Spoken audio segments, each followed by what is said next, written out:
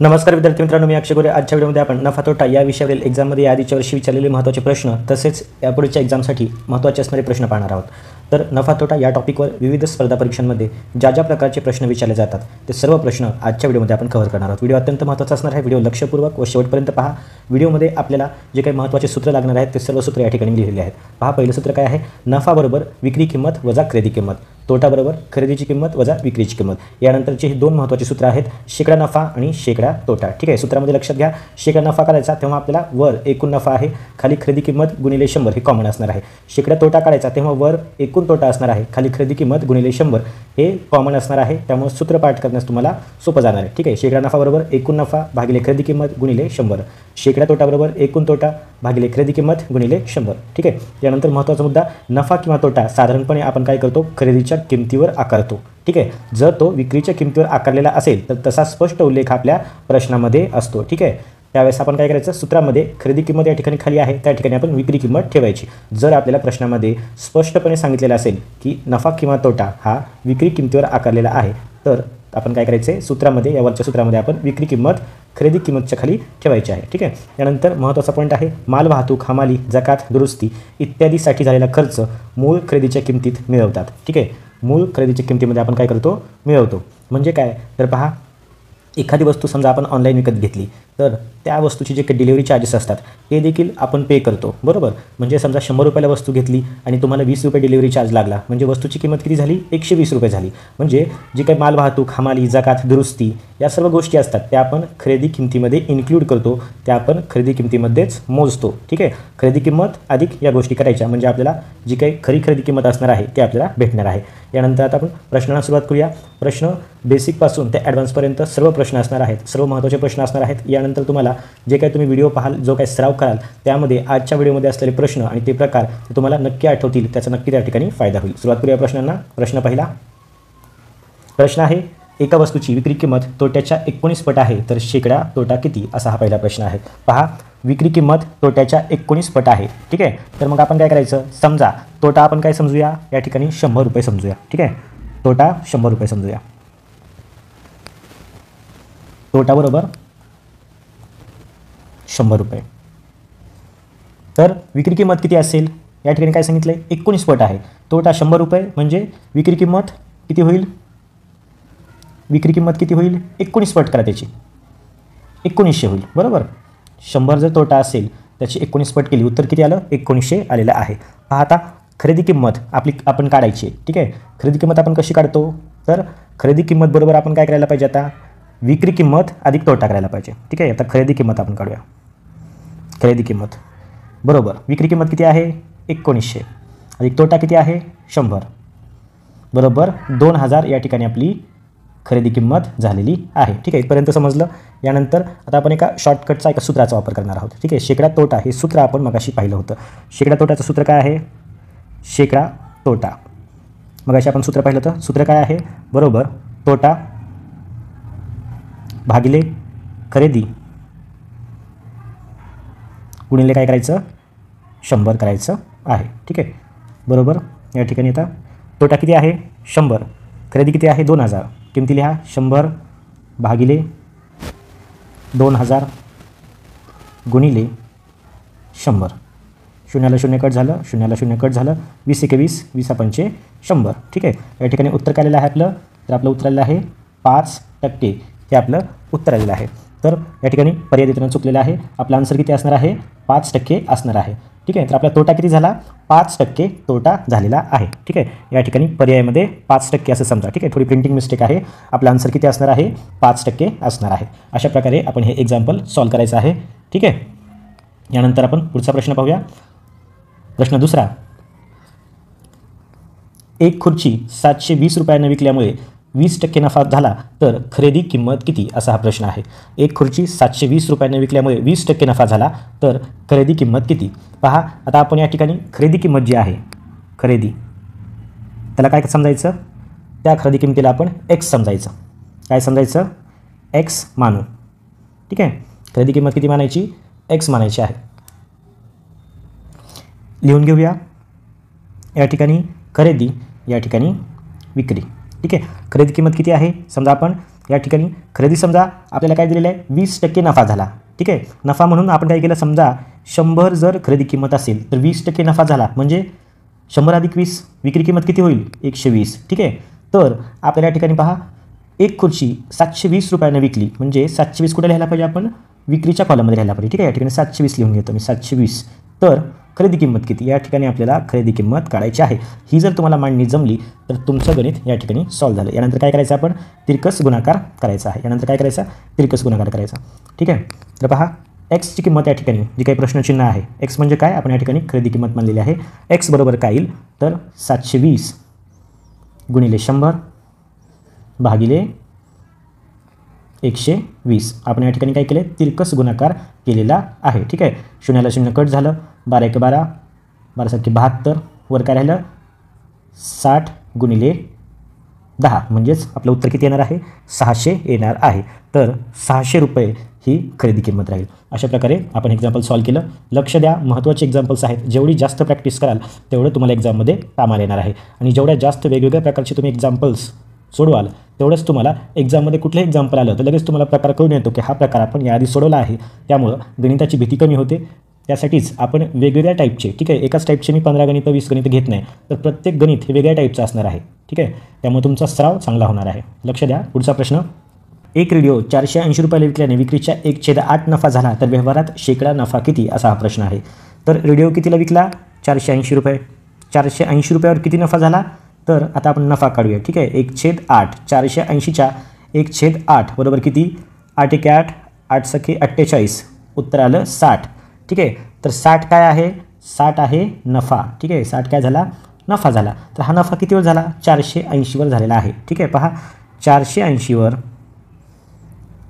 60 रुपये नफा झाला तर 100 रुपयावर किती टक्के नफा होईल असा प्रश्न आहे, ठीक आहे. तिरकस गुणाकार करायचा 100 गुणिले 60 भागिले 480, ठीक आहे. शून्याला शून्य कट झालं, 6 1 6 60 48, वर किती राहिलं 100 भागिले खाली किती राहिलं 8. 100 भागिले 8 बरोबर आपलं उत्तर येईल 12.5. ऑप्शन ए आपलं आन्सर असणार आहे. यानंतर पुढचा प्रश्न पाहू. चला, अजयने एक पेन प्रत्येकी 110 रुपयाला खरेदी केला व शेकडा 10 रुपये तोट्याने विकला तर त्याला किती तोटा झाला, असा हा प्रश्न आहे, ठीक आहे. एक पेन प्रत्येकी किती 110 रुपयाला, ठीक आहे. तर 5 पेन त्यांनी खरेदी केले. एका पेनची किंमत किती 110 रुपये. तर उत्तर किती या ठिकाणी 550 रुपये. हे काय झालं खरेदी झाली, हे काय झालं खरेदी झालेली आहे. पहा 550 रुपये काय झाली खरेदी. तर शेकडा 10 रुपये तोट्याने त्यांनी काय केलं तो विकलेला आहे. आता 550चा शेकडा 10 550. याआधीचा व्हिडिओ शेकडेवारी जर तुम्ही पाहिला असेल तर त्याच्यामध्ये आपण 10% कसं काढायचो 550चे 10% काढायचे. फक्त एक प्लेस सोडून द्यायचं, एकक सोडून द्यायचं आणि काय करायचं या ठिकाणी पॉईंट द्यायचा. उत्तराला 55. आपला आन्सर आहे ऑप्शन बी, ठीक आहे. तुम्ही जर शेकडेवारीचा व्हिडिओ पाहिला नसेल तर तो एकदा पाहून घ्या, कारण शेकडेवारी हा घटक नफा तोटा या घटकासाठी खूप महत्त्वाचा आहे. तर आपला आन्सर आलेला आहे 55 रुपये. यानंतर पुढचा प्रश्न पाहू. प्रश्न क्रमांक 5. 15 वस्तू विकून 3 वस्तूंच्या विक्रीत का नफा होतो तर शेकडा नफा किती. 15 वस्तू विकून 3 वस्तूंच्या विक्रीत का नफा होतो. तर पहा समजा या ठिकाणी खरेदी 2 कॉलम करू आपण, खरेदी आणि नफा, ठीक आहे. पहा या ठिकाणी काय सांगितलेलं आहे, पहा 15 वस्तू विकून 3 वस्तूंच्या विक्रीत का नफा होतो, ठीक आहे. म्हणजे समजा 15 वस्तू विकल्या असतील तर 3 वस्तूंच्या विक्रीत का नफा होतो. म्हणजेच त्यांनी किती वस्तू विकल्या असतील तर 12 वस्तू विकल्या असतील. 12 वस्तू विकल्या असतील आणि 3 वस्तूंच्या विक्रीत का नफा त्याला झालेला असेल. तर पहा खरेदी समजा या ठिकाणी 12 वस्तूंची केली तर नफा किती झाला 3 वस्तूंच्या खरेदीत का नफा झाला. तर मग आपण काय आपल्याला शेकडा विचारला त्यामुळे आपण खरेदीमध्ये किती करायचं 100 जर समजा वस्तू विकल्या तर या ठिकाणी किती नफा होईल, ठीक आहे. या ठिकाणी त्याला आपण एक्स समजूया. एक्सची किंमत काढू. एक्स बरोबर 100 गुणिले 3 भागिले 12. 3 1 3 3 चौक 12. 100 भागिले 4 बरोबर उत्तर किती येणार आहे 25%. ऑप्शन बी आपलं आन्सर असणार आहे. चला पुढचा प्रश्न. प्रश्न 6. 30 वस्तू 7,380 रुपयाला विकल्याने 6 वस्तूंच्या खरेदी एवढा नफा झाला तर प्रत्येक वस्तूची खरेदी किंमत किती? 30 वस्तू किती रुपयांना विकल्या? 7,380 रुपयाला विकल्या. ठीक आहे. तर पहा आता नफ्याचं आपलं सूत्र काय आहे? नफा बरोबर काय? विक्री किंमत वजा खरेदी किंमत.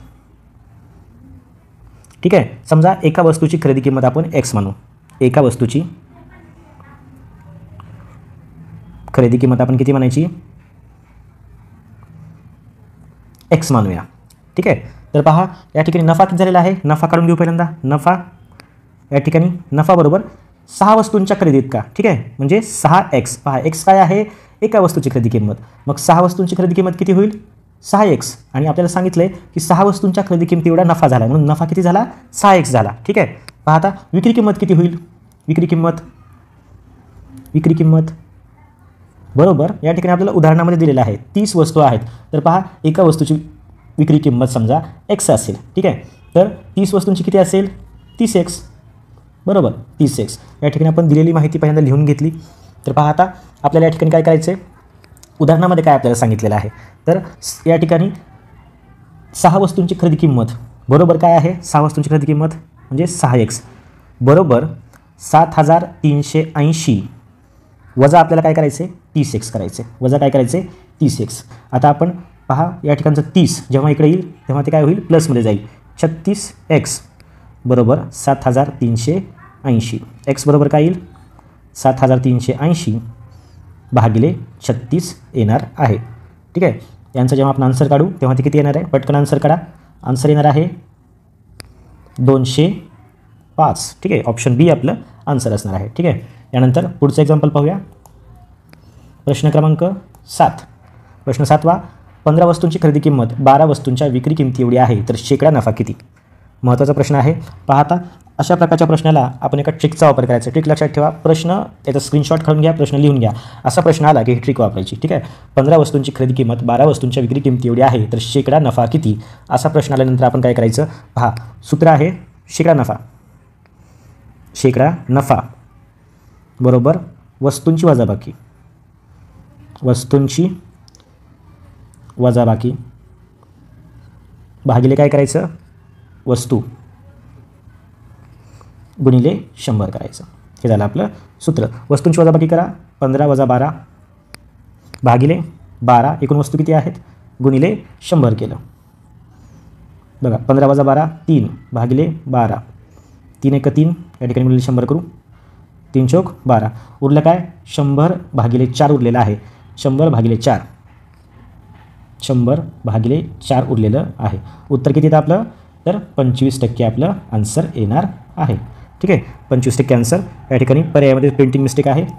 25% आपल्या समजा या ठिकाणी ऑप्शन बीला आपण 25% करू. आपला आन्सर किती येईल? 25% येणार आहे. त्यानंतर पुढचा प्रश्न पाहू. चला ठीक आहे. तर दररोज आपण जे काही व्हिडिओ बनवतो त्यासाठी PDF तयार करणं, तर त्या PDF तयार करत असताना काही पर्यायामध्ये मिस्टेक होतात, त्या गोष्टी तुम्ही समजून घ्याल या अपेक्षा आहे. तर प्रश्न 8वा. एक वस्तू 480 रुपयाला विकल्याने विक्रीच्या 1/6 नफा झाला तर व्यवहारात शेकडा नफा किती? असा हा प्रश्न आहे. पहा पुढचा प्रश्न.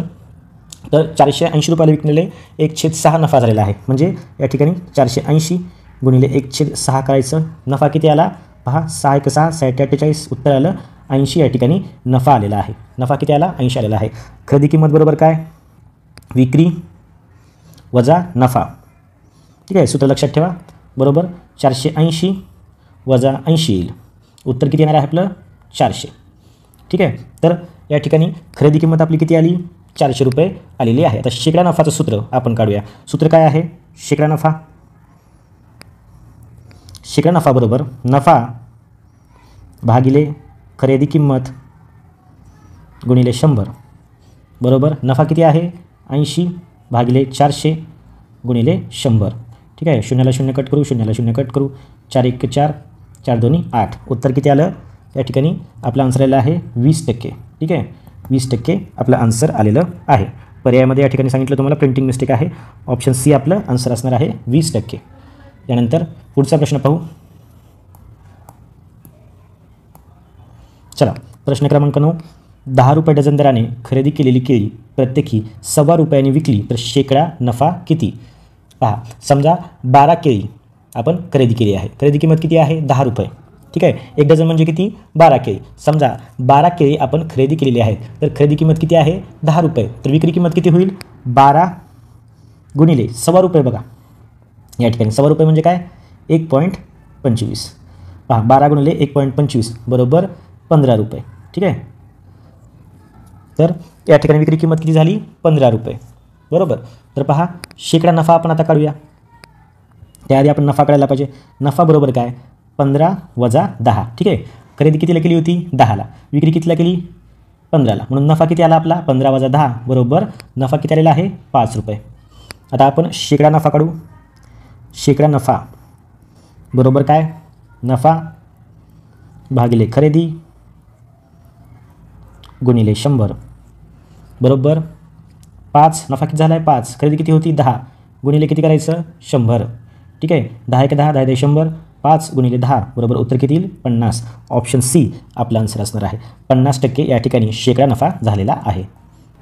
चला पुढचा प्रश्न पाहूया. एक वस्तू 1440 रुपयाने विकल्याने 10% तोटा होतो. आणखीन किती रक्कम जास्त घेऊन ती वस्तू विकावी म्हणजे 10% नफा होईल? असा हा प्रश्न आहे.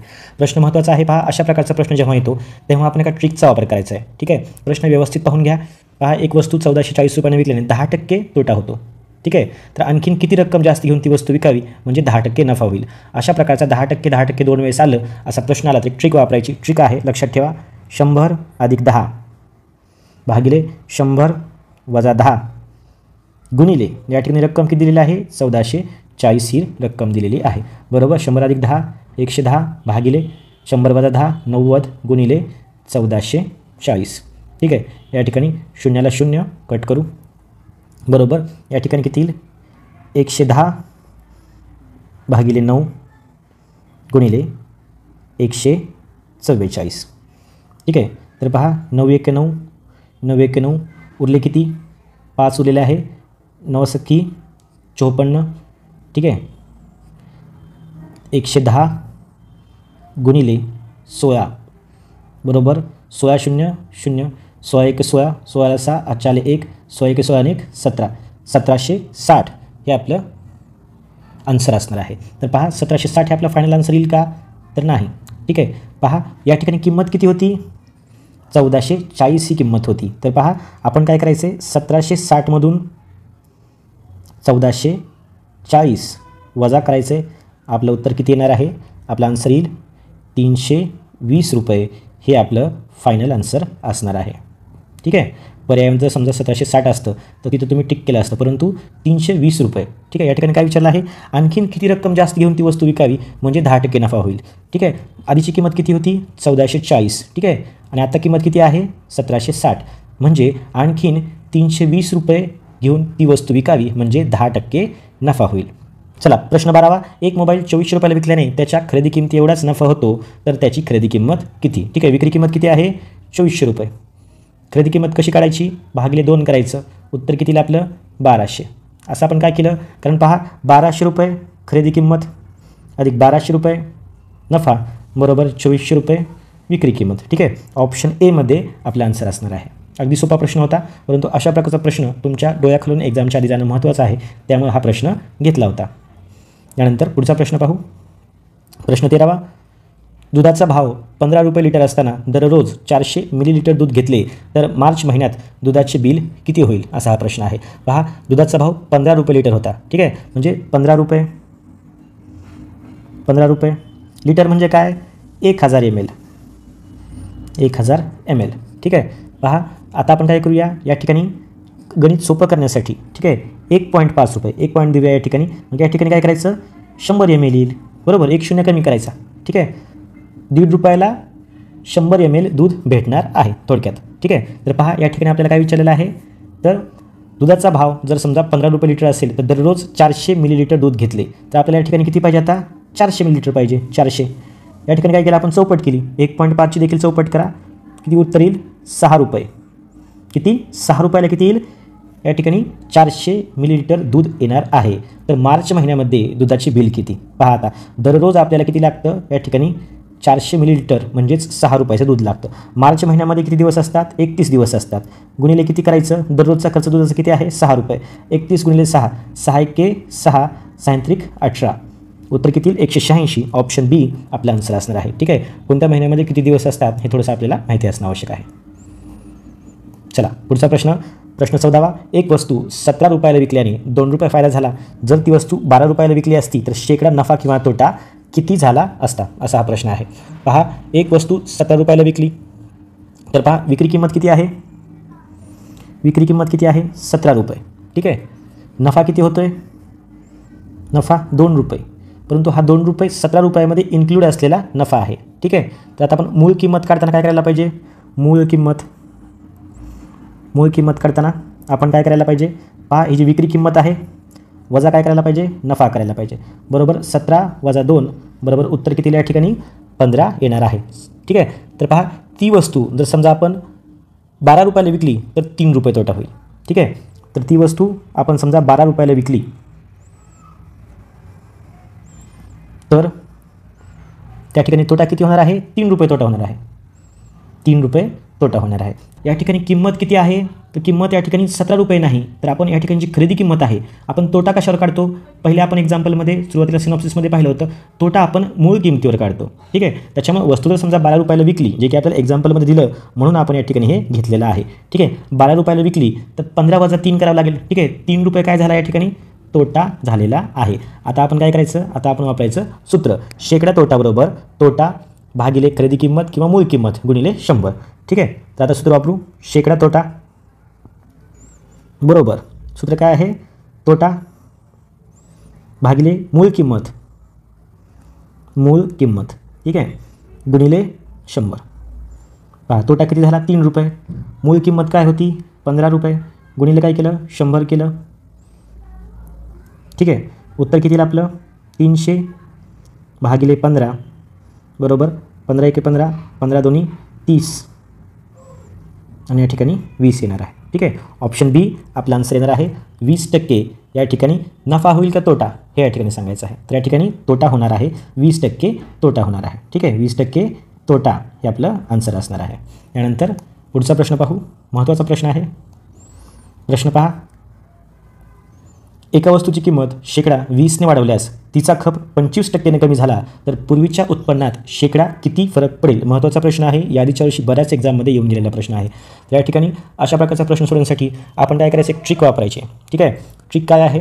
तर पहा, जेव्हा असा आपल्याला प्रश्न येतो, एका वस्तूची किंमत शेकडा x रक्कमने वाढवली किंवा x% वाढवली, शेकडा 20ने वाढवली व तिचा खप x ने कमी झाला. ठीक आहे. म्हणजे 25%ने कमी झाला तर पूर्वीच्या उत्पन्नात शेकडा किती फरक पडेल? ठीक आहे. तर पहा, या ठिकाणी समजा मूळचं उत्पन्न जे आहे, मूळ उत्पन्न, लक्ष द्या, मूळ उत्पन्न आपण या ठिकाणी किती मानायचं? 100 मानूया. मूळ उत्पन्न किती आहे? 100. ठीक आहे. तर पहा, आता जे आपल्याला अंतिम उत्पन्न पाहिजे, ठीक आहे, जे शेवटचं असणार आहे, सूत्र लक्षात घ्या. आता अंतिम उत्पन्न यासाठी सूत्र आहे बरोबर. ठीक आहे. मूळ उत्पन्न गुणिले वाढ गुणिले घट.